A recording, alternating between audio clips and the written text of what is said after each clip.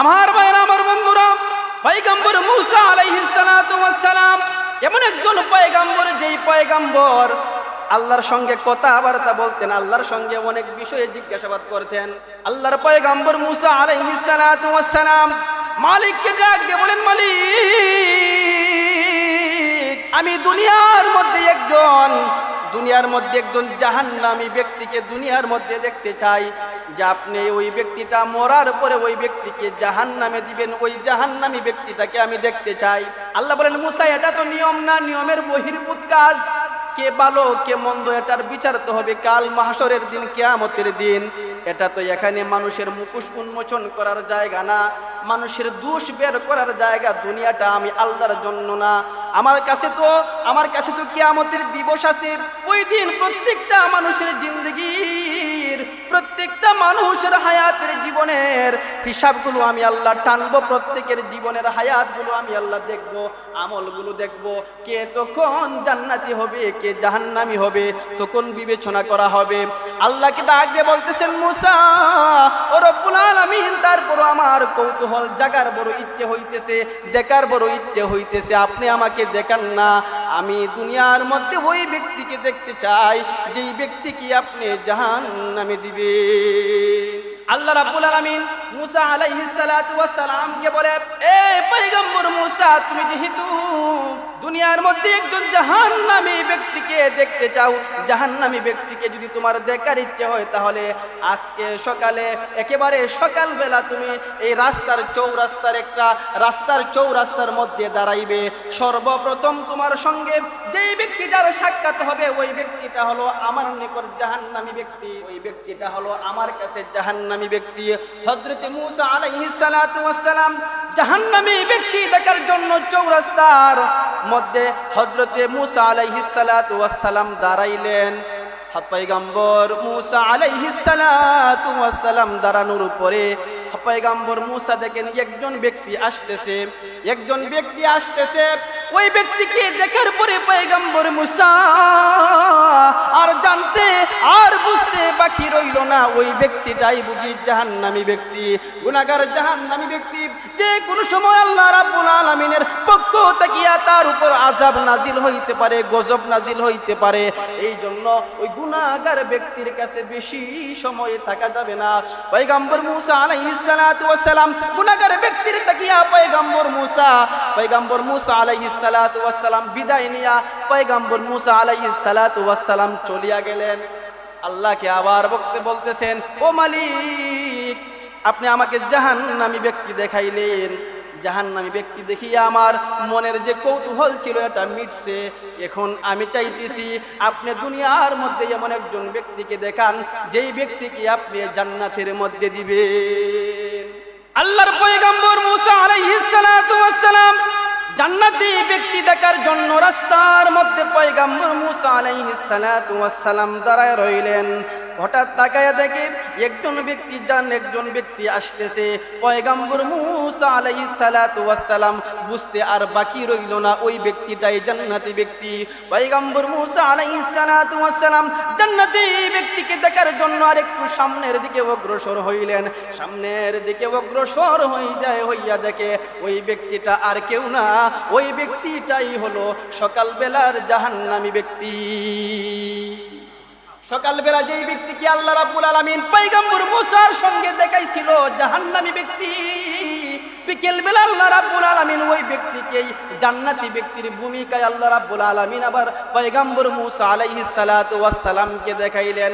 পয়গম্বর মূসা আলাইহিস সালাতু ওয়াস সালাম রব্বুল আলামিনকে ডাক দিয়ে বলেন, মালিক আমার, সকালবেলা যে ব্যক্তিটাকে আপনি জান্নাতি জাহান্নামী ব্যক্তি বলিয়া আমাকে দেখাইলেন, বিকেল বেলা আবার ওই ব্যক্তিটা কিভাবে জান্নাতি ব্যক্তি হয় গো, আমার জানতে বড় ইচ্ছে হইতেছে। ওই ব্যক্তিটাকে আপনি কিভাবে জাহান্নামী ব্যক্তি তাকিয়া জান্নাতি ব্যক্তি বানাইলেন? আল্লাহ রাব্বুল আলামিন পয়গম্বর মুসা আলাইহিস সালাতু ওয়াস সালামকে ডাক দিয়ে বলেন, মুসা তুমি কি জানো না আমি আল্লাহ হইলাম রহমান, আমি আল্লাহর রহমানিয়তের ব্যাপকতা এত বেশি। ওই ব্যক্তিটা সকালবেলা ওই ব্যক্তিটা জাহান্নামী বেশে জাহান্নামের আমল নিয়া ওই ব্যক্তিটা একটা গভীর গুহার মধ্যে গেলেন। গভীর গুহার মধ্যে গিয়া ওই ব্যক্তিটা আমি মালিকের উপর এমন ভাবে হাউ মাউ করিয়া আমি মালিকের জন্য কান্না আরম্ভ করছে। এরে মুসা, তার কান্নাটা আমার আরশ পর্যন্ত কম্পমান সৃষ্টি হয়ে গেছে। এই মুসা এই জন্য ওই সকালবেলার জাহান্নামী ব্যক্তিকে আমি আল্লাহর কাছে যখন তাওবা করিয়া তাওবায়ে নাসুহা ওই ব্যক্তিটা করলো, ওই ব্যক্তিকে আমি আল্লাহ সকালবেলার জাহান্নামী ব্যক্তিকে বিকেলবেলা জান্নাতি ব্যক্তি বানাইয়া ঘরের মধ্যে ফিরাইয়া দিয়েছি। এটা হইল রহমান, এটা হইল রহিম। আল্লাহ রহমানিয়তটাই এত ব্যাপক। আল্লাহ বলেন, বান্দা তুই না গুনাহ করলি রে বান্দা, তুই না গুনাহ করছস, এখনো চাস না কেন? আমি আল্লাহ তো তোর জন্য আমার তাওবার দরজাটা খোলা রাখছি, আমার কাছে তুই চাস না কেন? এ ভাই, আল্লাহ এই পরিমাণ রহমান, এই পরিমাণ রহিম। একজন ব্যক্তি যদি দৈনিক 100 বার গুনাহ করিয়া 100 বার আল্লাহর কাছে তাওবা করে, আল্লাহ বলেন 100 বার গুনাহ করবি, আমি আল্লাহ 100 বার তাওবার দ্বারা 100 বারের গুনাহ আমি আল্লাহ মাফ করিয়া দিব। আল্লাহ রাব্বুল আলামিন হযরত আদম আলাইহিস সালাতু ওয়াস সালামকে সৃষ্টি করিয়া আল্লাহ আদমকে ঘোষণা দিলেন যে, আদম, তোমাকে তো আমি সঠিক রাস্তার দিশা আমি তোমাকে বলে দিব, কিন্তু ওই সঠিক রাস্তার থেকে তোমাকে সরানোর জন্য সব সময় শয়তান পায়তারা করবে। শয়তান তোমাকে কিভাবে সঠিক রাস্তাতে গিয়া বিপদগামী করা যায়, এই পায়তারা শয়তান 24টা ঘন্টা নিয়োজিত থাকবে। আল্লাহ আদমকে বলতেছেন, আদম, এই জন্য যদি কোনোদিন তুমি শয়তানের ওয়াসওয়াসায়, ইবলিসের ওয়াসওয়াসায়, শয়তানের ধোঁকায় তোমার মন যদি সঠিক রাস্তাতে গিয়া সরে যায়, তখনই তুমি আমি মালিকের নিকট তওবা করো, আমার কাছে বেশি বেশি করিয়া তুমি ইস্তেগফার পাঠ করো। ইহার দ্বারা আমি আল্লাহ তোমার শয়তানের ওয়াসওয়াসার দ্বারা যেই গুনাহ হবে, এই গুনাহ আমি আল্লাহ মিঠাইয়া দিব। সুবহানাল্লাহ বলেন। এই জন্য ভাই, দুনিয়ার মধ্যে আমাদেরকে ধোঁকা দিবে, এটা আল্লাহ রাব্বুল আলামিন ধোঁকা দেওয়ার জন্য শয়তানকে বানাইছে। ধোঁকায় পড়ার পরে আমি আপনি যাতে ধোঁকার মধ্যে না থাকি, এই জন্য আল্লাহ রাব্বুল আলামিন তওবার দরজা আল্লাহ খোলা রাখছেন। তওবা করার জন্য আল্লাহ রাব্বুল আলামিন আমাকে আপনাকে বারবার আল্লাহ রাব্বুল আলামিন মেসেজ দিতেছেন। আল্লাহ বলেন, ইয়া আইয়ুহাল্লাযীনা আমানু তুবু ইলাল্লাহি তাওবাতান নাসুহা, তোমরা গুনাহ করছো, তোমাদের গুনাহ যেই পরিমাণই হোক না কেন, আমি আল্লাহর রহমত এর চাইতে লক্ষ কোটি গুণ বেশি। সুবহানাল্লাহ বলেন। এই জন্য মানুষ যখন গুনাহ করে আল্লাহর রহমতটা দেখেন কেমন। আমাদের প্রত্যেকের সাথে 2 জন ফেরেশতা আছে। আমি ভালো কাজ করতেছি না মন্দ কাজ করতেছি, ইহার হিসাব নিকাশ করার জন্য 2 জন ফেরেশতা আল্লাহ রাব্বুল আলামিন প্রত্যেকটা মানুষের সাথে মরণ অবধি, মরণের হাত্তাল মাউত পর্যন্ত প্রত্যেকটা মানুষের সাথে 2 জন ফেরেশতা থাকবে। এই 2 জন ফেরেশতার দায়িত্ব হলো ভালো কাজ করলে এটা লেখে রাখা, মন্দ কাজ করলে এটাও লিখে রাখা। এটা হলো এই কিরামান কাতিবিন 2 ফেরেশতার দায়িত্ব, 2 ফেরেশতার কাজ। কিন্তু আশ্চর্য হবেন, এই জায়গার মধ্যেও আল্লাহর দয়া, আল্লাহর মায়া, এই কিরামান কাতিবিনের ব্যবহারের দ্বারাও বান্দার প্রতি আল্লাহর যে কি দয়া, এটাও ফুটে উঠেছে। সুবহানাল্লাহ বলেন। আল্লাহ রাব্বুল আলামিন মানুষদেরকে পৃথিবীর মধ্যে সৃষ্টি করার পরে প্রত্যেকটা মানুষের 2 কাঁধের মধ্যে 2 জন ফেরেশতা আল্লাহ পাঠাই দিয়েছেন। 2টা ফেরেশতার দায়িত্ব হলো, ডান দিকের ফেরেশতা যখন কোনো মানুষ ভালো কাজ করে এইটা লিপিবদ্ধ করে, আর বাম দিকের ফেরেশতা মন্দ কাজ করলে এটা লিপিবদ্ধ করে। কিন্তু ওই 2 ফেরেশতার মধ্যে ডান দিকের ফেরেশতার প্রাধান্যতা বেশি, ডান দিকের ফেরেশতার পাওয়ার বেশি, দাপট বেশি, ক্ষমতা বেশি। কেমন ক্ষমতাটা দেখেন।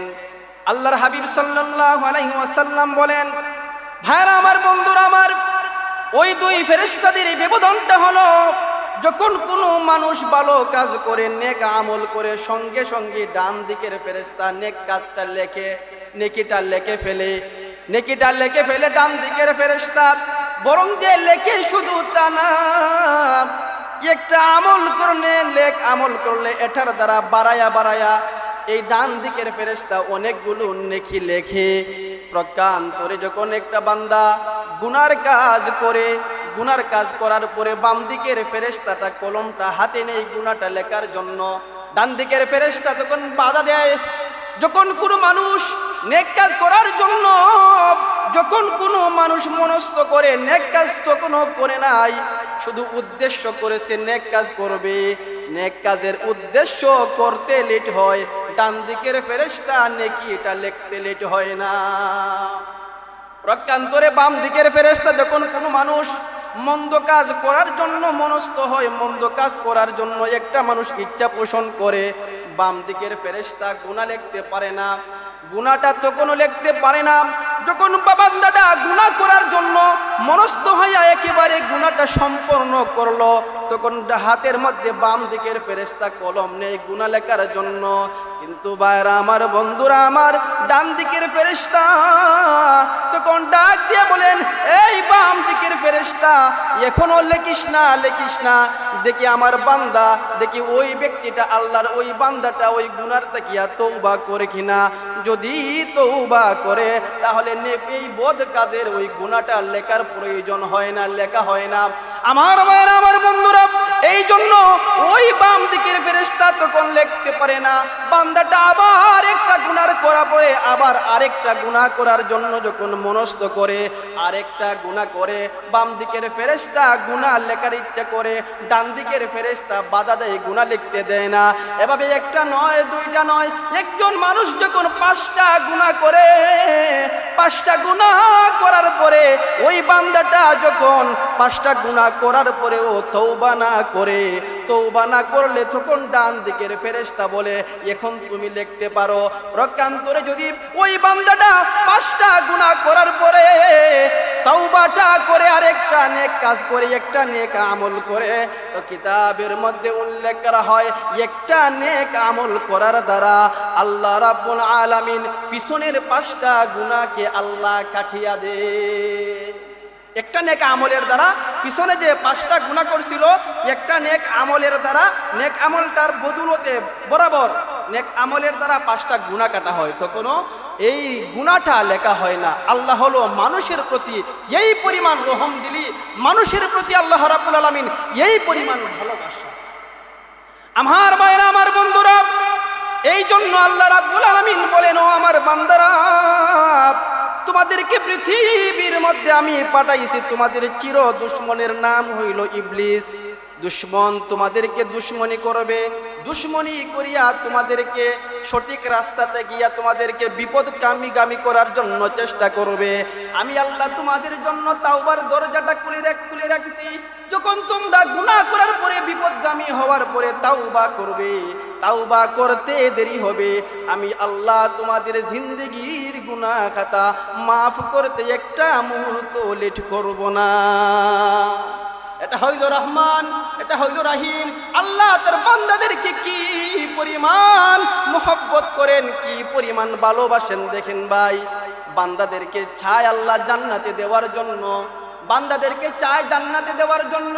এই জন্য আল্লাহ শুধু উসিলা খুঁজে, উসিলার দ্বারা আর বান্দাদেরকে আল্লাহ রাব্বুল আলামিন কিভাবে জান্নাতে দিতে পারে।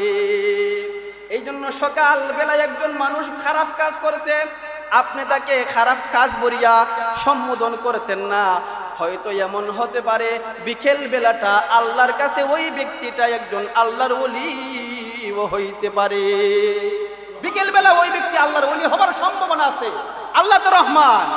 আমার ভাইরা আমার বন্ধুরা, পয়গম্বর মূসা আলাইহিস সালাতু ওয়াস সালাম এমন একজন পয়গম্বর, যেই পয়গম্বর আল্লাহর সঙ্গে কথাবার্তা বলতেন, আল্লাহর সঙ্গে অনেক বিষয়ে জিজ্ঞাসাবাদ করতেন।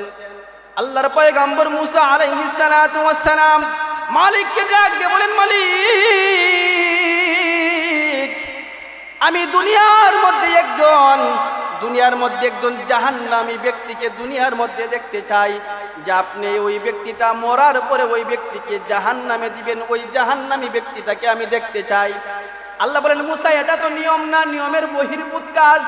কে ভালো কে মন্দ এটার বিচার তো হবে কাল মাহশরের দিন, কিয়ামতের দিন। এটা তো এখানে মানুষের মুখোশ উন্মোচন করার জায়গা না, মানুষের দোষ বের করার জায়গা। দুনিয়াটা আমি আল্লাহর জন্য না, আমার কাছে তো কিয়ামতের দিবস আছে। ওই দিন প্রত্যেকটা মানুষের জিন্দগির, প্রত্যেকটা মানুষের হায়াতের জীবনের হিসাবগুলো আমি আল্লাহ টানবো। প্রত্যেকের জীবনের হায়াতগুলো আমি আল্লাহ দেখব, আমলগুলো দেখব। কে তখন জান্নাতি হবে, কে জাহান্নামী হবে, তখন বিবেচনা করা হবে। আল্লাহকে ডাক দিয়ে বলতেছেন, মুসা ও রব্বুল আলামিন, তারপর আমার কৌতূহল জাগার বড় ইচ্ছে হইতেছে, দেখার বড় ইচ্ছে হইতেছে। আপনি আমাকে দেখান না, আমি দুনিয়ার মধ্যে ওই ব্যক্তিকে দেখতে চাই যেই ব্যক্তিকে আপনি জাহান্নামে দিবেন। আল্লাহ রাব্বুল আলামিন মুসা আলাইহিস সালাতু ওয়াস সালামকে বলে, এ পয়গম্বর মুসা, তুমি যেহেতু দুনিয়ার মধ্যে একজন জাহান্নামী ব্যক্তিকে দেখতে চাও, জাহান্নামী ব্যক্তিকে যদি তোমার দেখার ইচ্ছে হয়, তাহলে আজকে সকালে, একেবারে সকালবেলা তুমি এই রাস্তার চৌরাস্তার মধ্যে দাঁড়াইবে। সর্বপ্রথম তোমার সঙ্গে যেই ব্যক্তিটার সাক্ষাৎ হবে, ওই ব্যক্তিটা হলো আমার নিকট জাহান্নামী ব্যক্তি, ওই ব্যক্তিটা হলো আমার কাছে জাহান্নামী ব্যক্তি। হযরত মূসা আলাইহিস সালাতু ওয়াস সালাম জাহান্নামী ব্যক্তি দেখার জন্য চৌরাস্তার মধ্যে হযরত মূসা আলাইহিস সালাতু ওয়াস সালাম দাঁড়াইলেন। পয়গম্বর মূসা আলাইহিস সালাতু ওয়াস সালাম দাঁড়ানোর উপরে পয়গম্বর মূসা দেখেন একজন ব্যক্তি আসতেছে। ওই ব্যক্তিকে দেখার পরে পয়গম্বর মূসা আর জানতে আর বুঝতে বাকি রইল না, ওই ব্যক্তিটাই বুঝি জাহান্নামী ব্যক্তি, গুনাহগার জাহান্নামী ব্যক্তি। যে কোনো সময় আল্লাহ রাব্বুল আলামিনের পক্ষ থেকে তার উপর আযাব নাজিল হইতে পারে, গজব নাজিল হইতে পারে। এই জন্য ওই গুনাহগার ব্যক্তির কাছে বেশি সময় থাকা যাবে না। পয়গম্বর মূসা আলাইহিস সালাতু ওয়াস সালাম গুনাহগার ব্যক্তির তাকিয়া পয়গম্বর মূসা আলাইহিস সালাতু ওয়াস সালাম বিদায় নিয়া পয়গম্বর মূসা আলাইহিস সালাতু ওয়াস সালাম চলিয়া গেলেন। আল্লাহকে আবার বলতেছেন, ও মালিক, আপনি আমাকে জাহান্নামী ব্যক্তি দেখাইলেন, জাহান্নামী ব্যক্তি দেখিয়া আমার মনের যে কৌতূহল ছিল এটা মিটছে। এখন আমি চাইতেছি আপনি দুনিয়ার মধ্যে এমন একজন ব্যক্তিকে দেখান যেই ব্যক্তিকে আপনি জান্নাতের মধ্যে দিবেন। জাহান্নামী ব্যক্তি দেখাইছেন, কোন ব্যক্তিকে জান্নাতে দিবেন, ওই জান্নাতি ব্যক্তিটা আমি দেখতে চাই। জাহান্নামী দেখাইছেন, জান্নাতিও দেখতে চাই। আল্লাহ বলেন, মুসা, যেই রাস্তার মধ্যে দাঁড়াইয়া তুমি জাহান্নামী ব্যক্তি দেখছো, এই রাস্তার মধ্যে দাঁড়াইয়া বিকেল বেলা রাস্তার মধ্যে দাঁড়াইয়া থাকবা। সর্বপ্রথম বিকেল বেলা তোমার সঙ্গে যার সাক্ষাৎ হবে, ওই ব্যক্তিটাই হইল জান্নাতি ব্যক্তি। সুবহানাল্লাহ বলেন। আল্লাহ রাব্বুল আলামিনের পরামর্শে মূসা আলাইহিস সালাতু ওয়াস সালাম গেলেন জান্নাতি ব্যক্তি দেখার জন্য। জান্নাতি ব্যক্তি দেখার জন্য পয়গম্বর মূসা রাস্তার মধ্যে দাঁড়ায় রইলেন। কিন্তু তখনকার বিষয়টা আশ্চর্যের বিষয়। দাঁড়ায় রইলেন, জান্নাতি ব্যক্তি দেখবেন, কিন্তু বিষয়টা তো বড় আশ্চর্য। আল্লাহর পয়গম্বর মূসা আলাইহিস সালাতু ওয়াস সালাম জান্নাতি ব্যক্তি দেখার জন্য রাস্তার মধ্যে পয়গম্বর মূসা আলাইহিস সালাতু ওয়াস সালাম দাঁড়ায় রইলেন। হঠাৎ তাকায়া দেখে একজন ব্যক্তি আসতেছে। পয়গম্বর মূসা আলাইহিস সালাতু ওয়াস সালাম বুঝতে আর বাকি রইল না, ওই ব্যক্তিটাই জান্নাতি ব্যক্তি। পয়গম্বর মূসা আলাইহিস সালাতু ওয়াস সালাম জান্নাতি ব্যক্তিকে দেখার জন্য আরেকটু সামনের দিকে অগ্রসর হইলেন। সামনের দিকে অগ্রসর হইয়া দেখে ওই ব্যক্তিটা আর কেউ না, ওই ব্যক্তিটাই হলো সকালবেলার জাহান্নামী ব্যক্তি। সকালবেলা যেই ব্যক্তিকে আল্লাহ রাব্বুল আলামিন পয়গম্বর মূসার সঙ্গে দেখাইছিল জাহান্নামী ব্যক্তি, বিকেলবেলা আল্লাহ রাব্বুল আলামিন ওই ব্যক্তিকেই জান্নাতি ব্যক্তির ভূমিকায় আল্লাহ রাব্বুল আলামিন আবার পয়গম্বর মূসা আলাইহিস সালাতু ওয়াস সালামকে দেখাইলেন। পয়গম্বর মূসা আলাইহিস সালাতু ওয়াস সালাম রব্বুল আলামিনকে ডাক দিয়ে বলেন, মালিক আমার, সকালবেলা যে ব্যক্তিটাকে আপনি জান্নাতি জাহান্নামী ব্যক্তি বলিয়া আমাকে দেখাইলেন, বিকেল বেলা আবার ওই ব্যক্তিটা কিভাবে জান্নাতি ব্যক্তি হয় গো আমার জানতে বড় ইচ্ছে হইতেছে। ওই ব্যক্তিটাকে আপনি কিভাবে জাহান্নামী ব্যক্তি তাকিয়া জান্নাতি ব্যক্তি বানাইলেন? আল্লাহ রাব্বুল আলামিন পয়গম্বর মুসা আলাইহিস সালাতু ওয়াস সালামকে ডাক দিয়ে বলেন, মুসা তুমি কি জানো না আমি আল্লাহ হইলাম রহমান, আমি আল্লাহর রহমানিয়তের ব্যাপকতা এত বেশি। ওই ব্যক্তিটা সকালবেলা ওই ব্যক্তিটা জাহান্নামী বেশে জাহান্নামের আমল নিয়া ওই ব্যক্তিটা একটা গভীর গুহার মধ্যে গেলেন। গভীর গুহার মধ্যে গিয়া ওই ব্যক্তিটা আমি মালিকের উপর এমন ভাবে হাউমাউ করিয়া আমি মালিকের জন্য কান্না আরম্ভ করছে। এরে মুসা, তার কান্নাটা আমার আরশ পর্যন্ত কম্পমান সৃষ্টি হয়ে গেছে। এই মুসা, এই জন্য ওই সকালবেলার জাহান্নামী ব্যক্তিকে আমি আল্লাহর কাছে যখন তাওবা করিয়া তাওবায়ে নাসুহা ওই ব্যক্তিটা করলো, ওই ব্যক্তিকে আমি আল্লাহ সকালবেলার জাহান্নামী ব্যক্তিকে বিকেলবেলা জান্নাতি ব্যক্তি বানাইয়া ঘরের মধ্যে ফিরাইয়া দিয়েছি। এটা হইল রহমান, এটা হইল রহিম। আল্লাহ রহমানিয়তটা এত ব্যাপক। আল্লাহ বলেন, বান্দা তুই না গুনাহ করলি রে বান্দা, তুই না গুনাহ করছস, এখনো চাস না কেন? আমি আল্লাহ তো তোর জন্য আমার তাওবার দরজাটা খোলা রাখছি, আমার কাছে তুই চাস না কেন? এ ভাই, আল্লাহ এই পরিমাণ রহমান, এই পরিমাণ রহিম। একজন ব্যক্তি যদি দৈনিক 100 বার গুনাহ করিয়া 100 বার আল্লাহর কাছে তাওবা করে, আল্লাহ বলেন 100 বার গুনাহ করবি, আমি আল্লাহ 100 বার তাওবার দ্বারা 100 বারের গুনাহ আমি আল্লাহ মাফ করিয়া দিব। আল্লাহর হাবিবের আমলগুলো শুনেন, আল্লাহর হাবিবের আমল। আল্লাহর হাবিব সাল্লাল্লাহু আলাইহি ওয়াসাল্লাম, এই জন্য আল্লাহর হাবিব সাল্লাল্লাহু আলাইহি ওয়াসাল্লাম তার উম্মতদেরকে শিক্ষা দিতেছেন, ও আমার উম্মতেরা, বারবার তোমরা ইস্তেগফার করো, বারবার তোমরা ইস্তেগফারের আমল করো। ইস্তেগফারের আমলের দ্বারা সমস্ত গুনাহ খাতা আল্লাহ মাফ করিয়া দেয়। এ ভাই, চতুর্দিকে গুনার সয়লাভ, আপনি হারতে গুনাহ, বসতে গুনাহ, শুনতে গুনাহ, চতুর্দিকে শুধু গুনাহ আর গুনাহ। যেদিকে যাইবেন গুনাহ গুনাহ, যেই দিকে যাইবেন দুনিয়ার হাওয়ায় আমাকে আপনাকে গুনার মধ্যে নিমজ্জিত করে। কিন্তু আল্লাহ বলেন, গুনাহ করছো সমস্যা নাই, আমি আল্লাহ তো রাহমাতুল লিল আলামিন, আমি আল্লাহ তো রহমান। তুমি গুনাহ করতে লেট হবে, আমি আল্লাহর কাছে তওবা করতে দেরি হয়, আমি আল্লাহ তোমার তাওবাটা গ্রহণ করতে বিন্দু মাত্র সময় লেট হয় না। এই জন্য কবি বলেন, মায়ুস না হইয়া আহলে জমি अपनी खता से तकदीर बदल जाते हैं मुज़तर की दुआ से। একজন ব্যক্তি যখন গুনাহ করে, ওই গুনাহগার ব্যক্তিটা আল্লাহর সঙ্গে আল্লাহর কাছে যখন গুনাহগার ব্যক্তিটা দুইটা হাত বাড়াইয়া মালিকের কাছে যখন চায়, আল্লাহ বলেন, চাইতে লেট হয় রে, আমি আল্লাহ মাফ করতে একটা মুহূর্ত লেট করি না।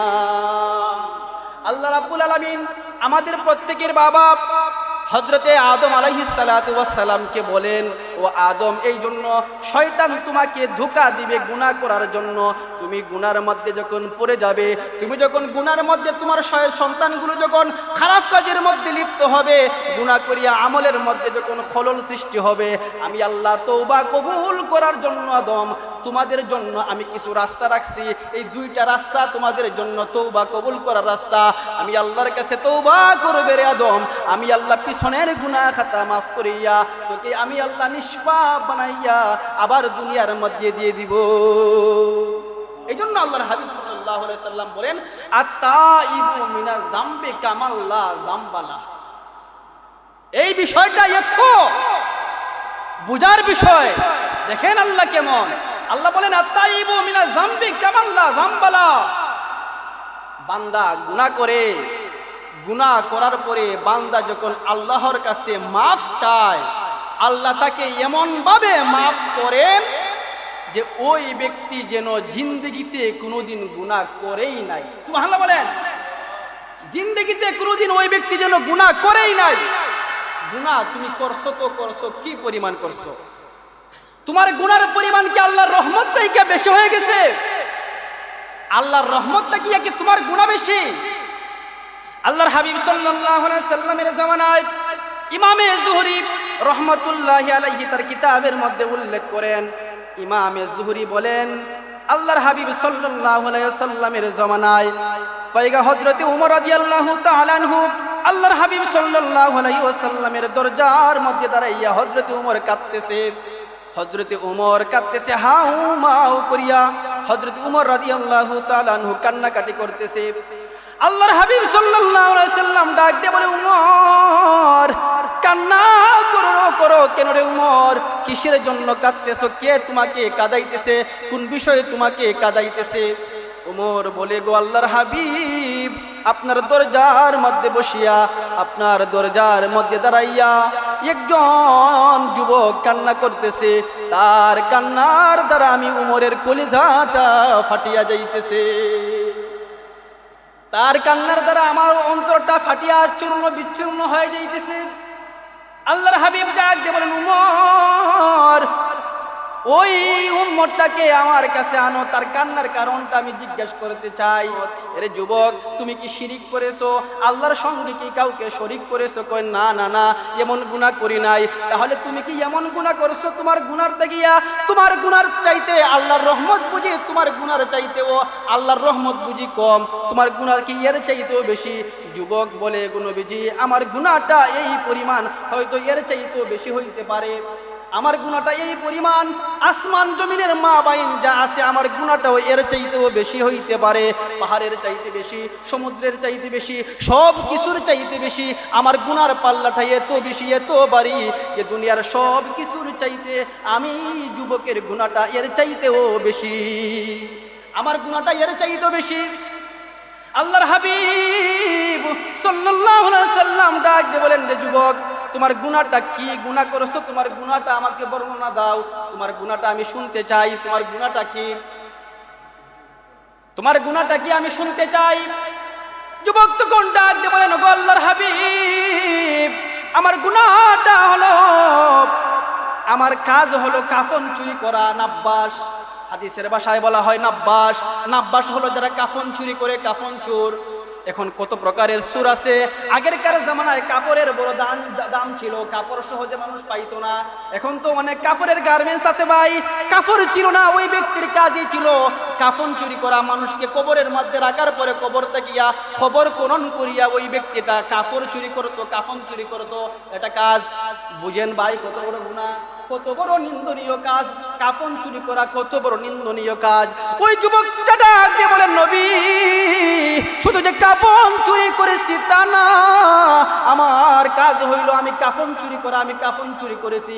কিছুদিন আগে মক্কার একজন, মদিনার একজন সুন্দরী মহিলা, সুন্দরী একজন যুবতী মহিলা একজন মারা গিয়েছে। ওই সুন্দরী মহিলা কবরের মধ্যে রাখার পরে, সুন্দরী মহিলাকে কবরের মধ্যে কবরস্থ করার পরে তার কবরটা আমি করণ করলাম, কবর তাকিয়া তার কাফনটা আমি চুরি করলাম। এ ভাই, কাফনটা চুরি করার পরে, কাফনটা চুরি করি আমি তার কবর তাকিয়া কিছু দূর যাওয়ার পরে আমার উপর শয়তান গালেব হয়ে গিয়েছে। শয়তান আমার উপর প্রভাব বিস্তার করেছে। শয়তান প্রভাব বিস্তার করার পরে শয়তান আমাকে ধোঁকা দিয়ে বলতেছে, রে তোর তো কাজ শেষ হয় নাই, তোর কাজ তো শেষ হয় নাই, কাফন চুরি করলি, দেখোস না সুন্দরী মহিলা, তার সঙ্গে তুই জিনা ব্যভিচার কর। নাউজুবিল্লাহ বলেন। এমনিতেই তো জিনা করা হারাম, এমনিতেই তো জিনা করা এত বড় অপরাধ, তার মধ্যে আবার মৃত মহিলার সঙ্গে, মৃত যুবতীর সঙ্গে জিনা ব্যভিচারী করবে, এটা কেমন কথা? তামবিহুল গাফিলিন কিতাবের মধ্যে উল্লেখ করা হয়, ওই যুবকটা বলেন, ওগো আল্লাহর হাবিব, ওই মহিলাটার ব্যাপারে শয়তান আমাকে যখন ধোঁকা দিল, তার সঙ্গে আমি জিনা ব্যভিচারী করার জন্য আমি আবার গেলাম, ওই মৃত যুবতীর সঙ্গে আমি আবার জিনা ব্যভিচারী করলাম। জিনা ব্যভিচারী করার পরে আমি আবার জিনা করিয়া ওই কবর থেকে হাঁটিয়া হাঁটিয়া চলে আইতেছি, হাঁটিয়া হাঁটিয়া চলে আইতেছি। এমত অবস্থায় আল্লাহ রাব্বুল আলামিনের কুদরতে আল্লাহ রাব্বুল আলামিন ওই যুবতীকে আল্লাহ রাব্বুল আলামিন জিন্দা করিয়া দিয়েছেন। সুবহানাল্লাহ বলেন। আল্লাহ ওই যুবতীকে আল্লাহ জিন্দা করিয়া দিয়েছেন। আল্লাহ রাব্বুল আলামিনের ওই কুদরতে ওই যুবতী যুবতী দাঁড়াইয়া যুবতী ডাক দিয়ে বলতেছেন, রে যুবক, তোর কি মরণের কথা ভয় হয় না? তোর কি কিয়ামতের কঠিন দিনের কথা ভয় হয় না? তুই কি আল্লাহকে ভয় করিস না? তুই কি ওই কবরের কথা তোর কি স্মরণ হয় না? তুই কি জাহান্নামকে ভয় করিস না? তুই আমাকে নির্জন একটা জঙ্গলের মধ্যে আমাকে অপবিত্র বানাইয়া, আমার শরীরটাকে নাফাক বানাইয়া তুই আমাকে এই নির জঙ্গলের মধ্যে আমাকে তুই উলঙ্গ করিয়া রাইখা দিলি। আমি আল্লাহর কাছে কিভাবে নিজের মুখ দেখাবো? এর যুবক, তোর কি ভয় হয় না রে যুবক? তোর কি একটু আল্লাহর ব্যাপারে চিন্তা ফিকির হয় না? তোর কি মরণের কথা মনে হয় না? তোর কি কবরের কথা মনে হয় না? তোর কি ওই কিয়ামতের দিনের কথা মনে হয় না? ওই কথাটা বলার পরে আমি যুবকটা আমি তখন অজ্ঞান হয়ে গেলাম, কিছু বলতে পারতেছি না। ওই যুবক তখন ডাক দিয়ে বলে, ওগো নবীজি, এই দৃশ্যটা আমি দেখার পরে, এই দৃশ্যটা ঘটার পরে তখন থেকে আমার অনুশোচনা আসলো, কি করলাম। ওগো আল্লাহর হাবিব, বলেন না আমি যেই গুনাহ করেছি এই গুনার চাইতে আমাকে কোনোদিন কি আল্লাহ মাফ করবে?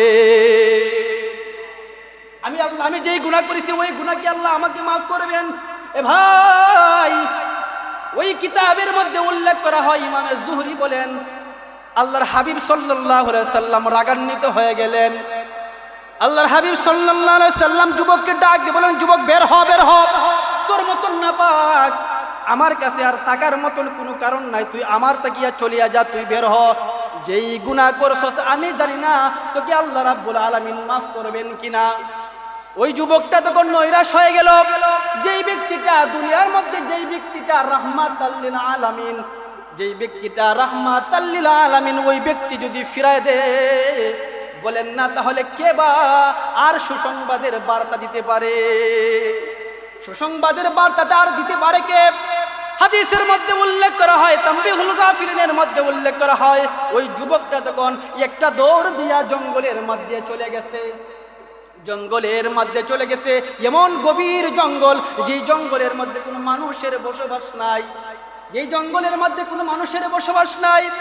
যুবকটা জঙ্গলের মধ্যে বসিয়া ওই আবার সে একই নিয়মে আল্লাহর তাকিয়া নৈরাশ না হইয়া তওবা করতেছে। সব কিছুর গুনাহ করার পরে, সব যত বড় গুনাহই করুক না কেন, সব গুনাহ মাফ করার মালিককে আল্লাহ, তো সব কিছু মাফ করতে পারে। আল্লাহর রহমতটা এমন, আল্লাহর দয়াটা এমন, তোমার গুনাহ যত বেশি হবে আল্লাহর দয়া, আল্লাহর ভালোবাসা, আল্লাহর রহমত এর চাইতে কোটি কোটি গুণ বেশি বড়। ওই ব্যক্তিটা ডাক দিয়া বলেন, প্রভু, তোমার হাবিবের কাছে গিয়েছি, তোমার হাবিব আমাকে ফিরাইয়া দিছে।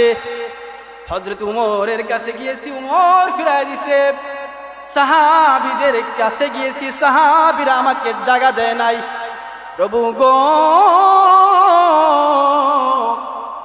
বলো না, তুমি যদি তাড়ায়া দাও আমি কার কাছে যাব? কাকে আমার এই জিনিসটা আমি কার কাছে বলতে পারবো? এ প্রভু, যেদিকে যাই তোমার আসমানের ছায়া ছাড়া কোনো জায়গা নাই, যেদিকে যাই তোমার বিছানা জমিন ছাড়া কোনো জায়গা নাই, যেদিকে যাই তোমার রাজত্ব ছাড়া দুনিয়ার মধ্যে কোনো জায়গা নাই। ও প্রভু, তুমি যদি তাড়ায়া দাও, বলো না আমি কার কাছে যাব, কোথায় যাব? এ মালিকের জন্য আজকে আমি ওই গহীন জঙ্গলের মধ্যে বসিয়া আমি তাকে ইখলাসের সাথে তওবা করতেছি, আর জিন্দেগিতে গুনাহ করব না। আমাকে আল্লাহ মাফ করে দেন। আর যদি মাফ না করেন রে মাওলা, আজকে আপনি আমাকে আসমান থেকে একটা জ্বলন্ত আগুন পাঠাইয়া, একটা আগুনের দ্বারা আমাকে জ্বালিয়া সারকার করিয়া দেন, তারপরও আমাকে জাহান্নামের আগুনের মধ্যে জ্বালায়েন না। জাহান্নামের আগুন বড় ভয়ঙ্কর আগুন। এ মালিক, সব কষ্ট সহ্য করতে পারবো, কিন্তু জাহান্নামের শাস্তিটা আমি সহ্য করতে পারবো না। প্রভু গো, আমাকে আপনি মাফ করিয়া দেন, অথবা জাহান্নাম থেকে আগুন পাঠাইয়া আমাকে জ্বালায়া দেন। আল্লাহ রাব্বুল আলামিন জিবরিল আমিনকে পাঠাইয়া দিয়েছেন। সুবহানাল্লাহ বলেন। আল্লাহ রাব্বুল আলামিন জিবরিল আমিনকে আল্লাহর হাবিবের কাছে পাঠিয়ে দিয়েছেন। জিবরিল আইসা বলতেছেন, ওগো আল্লাহর নবী, আল্লাহ আমাকে বলেছেন আমি আপনাকে বলার জন্য, মানুষকে আপনি বানাইছেন, আল্লাহর নবী বলেন, না না না, মানুষ আমি বানাই নাই, আল্লাহ মানুষও বানাইছে, আল্লাহ আমাকেও আল্লাহই বানাইছে। তাহলে আল্লাহ বলেছেন মানুষদের রিজিক কি আপনি দেন? বলেন না, আল্লাহ আমারও রিজিক দেন, সমস্ত মানুষের রিজিক আল্লাহই দেন। তাহলে বলেন সব মাফ করার মালিক কি আপনি না আল্লাহ? জুড়ে বলেন কে? আরো জুড়ে বলেন মাফ করার মালিক কে? জিবরিল আমিন ডাক দিয়ে বলতেছেন, গো নবী, আপনাকে আল্লাহ কি মাফ করার ক্ষমতা আল্লাহ কি আপনাকে দিয়েছেন? বলেন না না না, আল্লাহ মাফ করবেন, আল্লাহ আমাকেও মাফ করার মালিকই আল্লাহ। জিবরিল তখন ডাক দিয়ে বলে, ওগো নবী, সুসংবাদ ওই যুবককে দিয়ে দেন, ওই যুবকের জন্য আল্লাহর পক্ষ থেকে সুসংবাদ, যুবকের জিন্দগির সমস্ত গুনাহ খাতা আল্লাহ মুহূর্তের মধ্যে মাফ করিয়া ওই যুবককে জান্নাতি যুবক বলিয়া স্বীকৃতি দিয়ে দিয়েছে। এত বড় গুনাহ যদি আল্লাহ মাফ করতে পারেন ভাই, আল্লাহ যদি এত বড় গুনাহ মাফ করতে পারে, আমি আপনি যেই গুনাহ করেছি ওই গুনাহ কি আল্লাহ মাফ করতে পারে না? এই গুনাহ কি আল্লাহর কাছে মাফ করার মতন আল্লাহর কি ক্ষমতা নাই? আল্লাহর দয়া কি এর চাইতে কম? আমি আপনি গুনাহ করেছি, গুনার দ্বারা নিজের জীবনকে ঝরঝরিত করিয়া দিয়েছি, যেদিকে যেয়েছি এই দিকে আমার আপনার শুধু গুনাহ আর গুনাহ। গুনার দ্বারা নিজের জীবনকে সাজাইছি, নেকের দ্বারা নিজের জীবনকে না সাজাইয়া গুনার দ্বারা সাজাইছি। কারণ দুনিয়ার মহলটাই এমন, দুনিয়ার মহলটাই এমন, দুনিয়ার মানুষগুলো দুনিয়াটাকে এমনভাবে সাজাইছে, আপনি ডাইনে দিকে হাঁটলে গুনাহ, বাম দিকে হাঁটলে গুনাহ, সামনে গুনাহ, পিছনে গুনাহ, চতুর্দিকে গুনার সয়লাভ। ওই গুনার সয়লাভের মধ্যে আমার ইমানের মধ্যে, আপনার ইমানের মধ্যে যদি খলল সৃষ্টি হয়, আল্লাহ বলেন, রে বান্দা, আমার কাছে তুই তওবাটা করতে দেরি হয়, তওবাটা করতে লেট হবে, আমি আল্লাহ তোর জিন্দেগির গুনাহ খাতা মাফ করতে একটা মুহূর্ত লেট করব না। আমি আপনাকে শুক্রবারে আল্লাহর হাজিরা আসলাম, অনেক মানুষ আছে সাপ্তাহিক নামাজের মধ্যে আমার আপনার সুযোগ হয় না মসজিদে আসতে। একজন ব্যক্তি এমন হইতে পারে যে বছরকে বছর কাটে কিন্তু ওই ব্যক্তিটা মসজিদের মধ্যে আসে না। আমাদের এলাকার মধ্যে এমনও মানুষ আছে যেই ব্যক্তিটা ঈদের নামাজ পর্যন্ত পড়ে না। অন্য নামাজ পড়ুক বা নাই পড়ুক, কমাস কম অনেকেই আছে যে ঈদের নামাজটা কমাস কম পড়ে, কিন্তু কিছু কিছু মানুষই এমনও আছে ঈদের নামাজটা পড়ে না। আমাদের গ্রামে দুইজন আছে, তারা ঈদের নামাজও পড়ে না। এই অবস্থাটা কেমন? তার অবস্থাটা কেমন যে আল্লাহর চাইতে তাই সে এত বেশি দূরে গেছে যে সে ঈদের দিন, যে খুশির দিন, এই দিনও কমাস কম আল্লাহর কাছে হাজিরা দেয় না। এই দিন মসজিদের মধ্যে, এই দিন ঈদগাহের মধ্যে কত মানুষের আগমন ঘটবে, ওই আগমনের সঙ্গে যদি আমার আমিনটা তার আমিনের সঙ্গে যে অ্যাডজাস্ট হয়ে যায়, হয়তো এমন হইতে পারে ওই আল্লাহর নেককার বান্দার খাতিরে আল্লাহ আমাকে আপনাকে মাফ করতে পারেন। ঠিক না বেঠিক? আল্লাহ আমাকে আপনাকে মাফ করতে পারেন কি পারেন না? কিন্তু ওই মুহূর্তের মধ্যেও ওই ব্যক্তিটা, এই সময়ে ওই ব্যক্তিটা সে ঈদগাহের মধ্যেও আসলো না, কিন্তু আল্লাহ তারপরও কত রহমান দেখেন, তারপরও আল্লাহ রাব্বুল আলামিন কত রাহিম দেখেন। সবাই জানেন মশহুর ওয়াকিয়া, মশহুর কাহিনী সবাই আপনারা জানেন। হযরত মুসা আলাইহিস সালাতু ওয়াস সালামের জামানায় সালাতুল ইস্তিসকা, সালাতুল ইস্তিসকা হলো বৃষ্টির জন্য নামাজ। বৃষ্টির জন্য নামাজের মধ্যে আমরা অনেক সময় আমাদের উস্তাদদের সঙ্গে মাঠের মধ্যে গেছি, বৃষ্টির নামাজটা পড়তে হয় খোলা মাঠে, খোলা মাঠে বৃষ্টির নামাজ পড়া হয়। উস্তাদদের সঙ্গে খোলা মাঠে গেছি বৃষ্টির নামাজ পড়ার জন্য। পয়গম্বর মুসা আলাইহিস সালাতু ওয়াস সালামের জামানায় হাজার হাজার মানুষ জমায়েত হইলেন, একত্রিত হইলেন খোলা মাঠের মধ্যে বৃষ্টির জন্য দোয়া করবেন। আল্লাহ রাব্বুল আলামিন মুসা আলাইহিস সালাতু ওয়াস সালামকে ডাক দিয়ে বলে, মুসা, তোমার দোয়া কবুল হবে না, একজন নবীর দোয়া কবুল হবে না। কেমন বিষয় না? আল্লাহ বলেন কেন? তোমার এই মজলিসের মধ্যে এমন একজন ব্যক্তি আছে যেই ব্যক্তি 40টা বৎসরেও আমাকে একবার আল্লাহ বলিয়া ডাক দেয় নাই। নাউজুবিল্লাহ বলেন, 40টা বৎসরেও আমাকে একবার ডাক দেয় নাই। ওই ব্যক্তি যদি তোমার মজলিসের মধ্যে থাকে তবে তোমার দোয়া কবুল হবে না। হযরত মুসা আলাইহিস সালাতু ওয়াস সালাম ঘোষণা দিলেন, কে এমন আছো যে তুমি 40টা বৎসর হয়ে গেছে আল্লাহকে তুমি একটা বার আল্লাহ বলিয়া ডাক দেও নাই? তোমার জন্য আজকে আমাদের উপর রহমতের বৃষ্টি নাজিল হবে না, বর্ষণ হবে না। তোমাকে সসম্মানে বলতেছি মজলিস থেকে উঠিয়া চলিয়া যাও। অন্যথায় আল্লাহ আমার কাছে জিব্রাইলের মাধ্যমে ওহির মাধ্যমে আল্লাহ আমাকে জানাই দিবে তুমি কে, তোমার বাপের নাম, তোমার নসব নামা সহ আল্লাহ আমাকে জানাই দিবে। জানাইতে পারবেন আল্লাহ? মুসা আলাইহিস সালাতু ওয়াস সালামের কাছে আল্লাহ জানাই দিবে, খানা মনে মনে জানা। মসজিদের মধ্যে কে চুরি করছে, কে চুরি করছে, চুরি কিন্তু একজন আছে। কে চুরি করছো, কে চুরি করছো, আমার 1000 টাকা চুরি হয়েছে, মোবাইল চুরি হয়েছে, চুরি কিন্তু মসজিদের মধ্যে আছে। কইছেন যে চুরি করছে হের ভিতরে জ্বলেন না, তার ভিতর কাফেন না, তার ভিতর তো কম প্রমাণ, আবার চুরি তো আমি করছি। হ্যাঁ, যে চুরি করছে সে তো জানে ওই ব্যক্তি কে, যে 40 বছরেও আল্লাহকে একটা বার আল্লাহ বলিয়া ডাক দেয় নাই, ওই ব্যক্তি তো বুঝতেছে যে আমি তো ওই পাপী, আমি তো ওই পাপিষ্ঠ, যে আমি 40টা বছর হয়ে গেছে আল্লাহকে একটা বার আল্লাহ বলিয়া ডাক দেয় নাই, আমি তো ওই ব্যক্তি। কিন্তু বড় মজলিসের মধ্যে যদি সুর বের করা হয়, এর চাইতে আর শরম আর লজ্জা আছে? তো ওই ব্যক্তি অনেক সময় বলে কি আল্লাহ এই শরম থেকে আমারে মারি লাও, আমারে মরণ দেবের পরে এমন শরম দিও না। মুসা আলাইহিস সালাতু ওয়াস সালাম এই ঘোষণা দেওয়ার পরে ওই গুনাহগার ব্যক্তিটা মাথাটা নিচু করিয়া আল্লাহ রাব্বুল আলামিনের কাছে ডাক দিয়া বলতেছে, এ প্রভু 40টা বছর গুনাহ করেছি, 40টা বছর আমার গুনাহকে আপনি আড়ালে রাখছেন, ডাকিয়া রাখছেন, কোনো মানুষকে জানবার দেন নাই। আমরা গুনাহ করেছি, আমাদের মধ্যে এমন মানুষে আছি যে মানুষগুলো আমাদের এমন গুনাহ আছে, যেই গুনাহটা যদি সমাজের মধ্যে প্রকাশ হয় তাহলে মুখ দেখাইতে পারবো না। অনেক মানুষ আমরা এমন আছি, আল্লাহ আমাদের দোষগুলো দায়িকা রাখছে, আমাদের গুনাহটা আল্লাহ রাব্বুল আলামিন দায়িকা রাখছে। ওই ব্যক্তিটা ডাক দিয়ে বলেন, প্রভু 40টা বছর আমার গুনাহকে দুনিয়ার সমাজের মধ্যে আপনি দেখান নাই, সমাজের মধ্যে প্রকাশ করেন নাই। ওগো মালিক, আজকে ওই মজলিস থেকে তওবা করতেছি, জিন্দেগিতে আর কোনোদিন গুনাহ করব না, এখান থেকে আমি তওবা করতেছি, আর জীবনে গুনাহ করব না, আমাকে আপনি মাফ করিয়া দেন। হঠাৎ দেখেন বৃষ্টি হইতেছে, বৃষ্টি রহমতের বৃষ্টি আল্লাহ নাজিল করছে। আল্লাহ রাব্বুল আলামিনকে পয়গম্বর মুসা ডাক দিয়ে বলেন, এ আল্লাহ, আপনি না বললেন একজন গুনাহগার আছে, যে ব্যক্তিটা 40টা বছর আপনাকে ডাকে নাই, ওই ব্যক্তিটা না গেলে আপনি রহমতের বৃষ্টি দিবেন না। দেখলাম না কেউ যাইতে, তারপরে বৃষ্টি হইতেছে। সুবহানাল্লাহ বলেন, দেখলাম না কেউ যাইতে, তারপরে আল্লাহ বৃষ্টি হইতেছে, কারণটা কি? আল্লাহ তখন ডাক দিয়ে বলেন, রে মুসা শুনো, যেই ব্যক্তির জন্য আমি আল্লাহ এতক্ষণ পর্যন্ত বৃষ্টি দেই নাই, আজকে এখন ওই ব্যক্তির জন্যই আমি আল্লাহ বৃষ্টি দিয়েছি। যার জন্য বৃষ্টি দেই নাই তার জন্যই বৃষ্টি দিয়েছি। কিভাবে?